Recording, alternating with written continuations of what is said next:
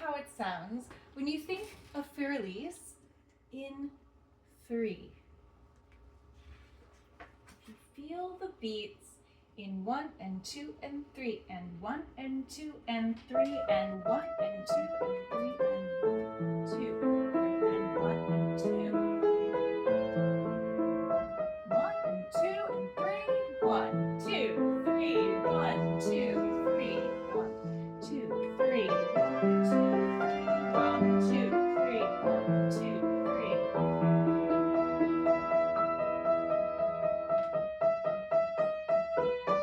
1 and 2 and 3 and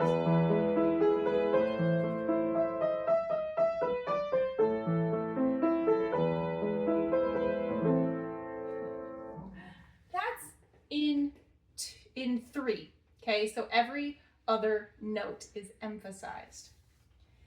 But this song has 6 notes per measure. And I recently looked at the phrasing and thought about it and realized I think it makes a lot more sense if instead of dividing those 6 notes into sets of 2, 1 and 2 and 3 and, so 3 sets of 2, it actually sounds totally different, and in my opinion, totally better if we divide those 6 notes into groups of 3, like this. 1, 2, 3.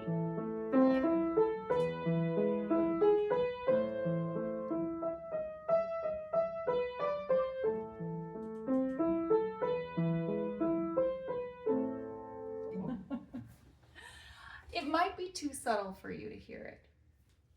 So I think I want to demonstrate a little bit. So with a little bit of change in the accompaniment pattern so that you can feel where the beat is placed, let's try it. In 2.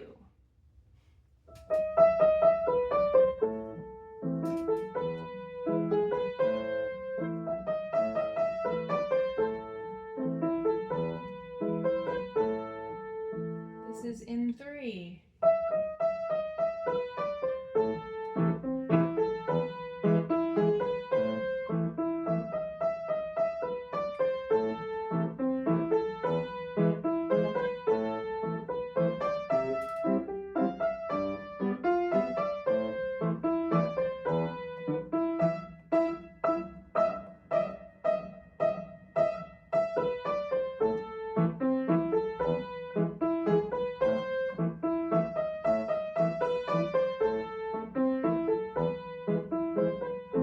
That's what it feels like in 3. That's the way I grew up playing it. That's the way I first learned it. That's how I've always thought of it.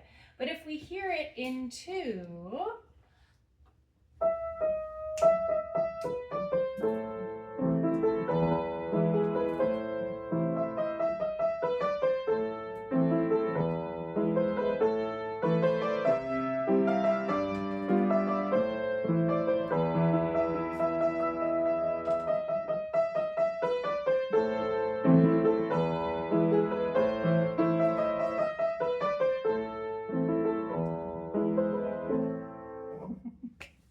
can you hear the difference? Now, we don't actually play it with this boom pop pa, boom pop pa. We play it with a nice, lovely rolling arpeggio. But when the underlying framework of the beat is a waltz, it feels completely different than when the underlying framework of the beat is feeling big triplets like a 6/8 pattern. It's just transformative.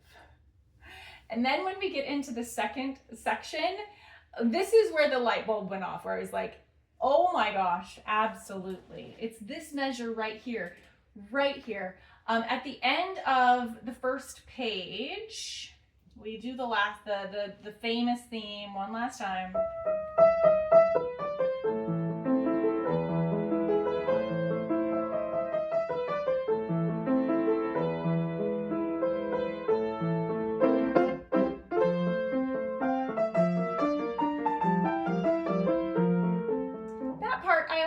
Like we were like changing meter, like it was a completely different character, completely different song. And it kind of is if you're thinking in 3. But if you think in 2, it flows right into it, and it's so much more interesting. So I changed the way I play it.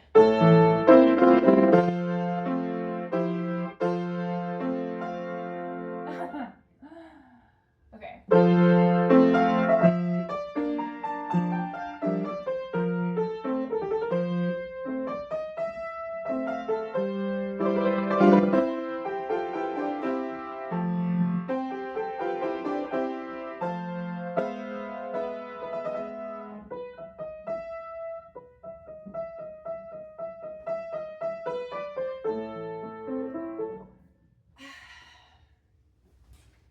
If you're learning this piece, I highly encourage you to try dividing each measure into 2 halves, triplets getting the beat, and just see how it changes things. It adds a lot more polyrhythm. It adds a lot more feeling like we've got a hemiola, which just means that it feels like there's 2 against 3 happening, or like there's a little bit of like, wait, how are we counting this in a way that drives the music forward? It's really kind of amazing. And interesting. So this is my little epiphany. And then this third section is where it really turned on the light bulb for me. So once again, we go back to the main theme. We love the main theme.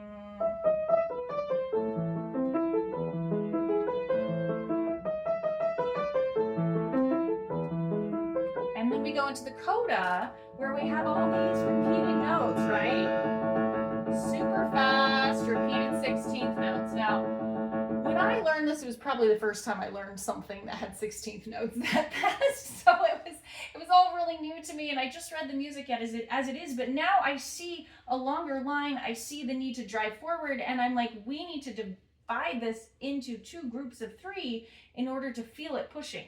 So we can do it this way. We can go 1 and 2 and 3 and, or we can do 1, 2, 3, 4, 5, 6, 1, 2, 3, 4, 5, 6. And it's totally opposite. So let's do it the old way first.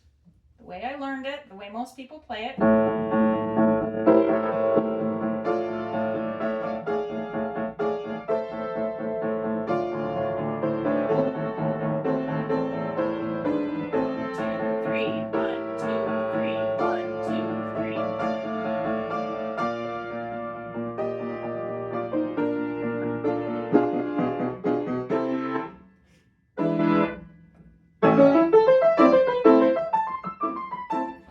And so on. Okay, now let's try this repeated note section in groups of 6 divided in half. So we've got 1, 2, 3, 4, 5, 6. 1, 2, 3, 4, 5, 6. All right, so same tempo, but we're emphasizing the 4th beat instead of the 3 and the 5. Okay, all right, so ready?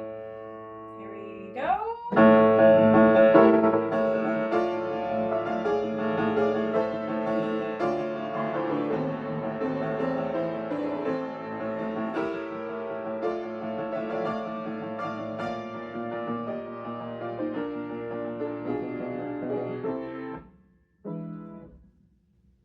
Did you feel a difference?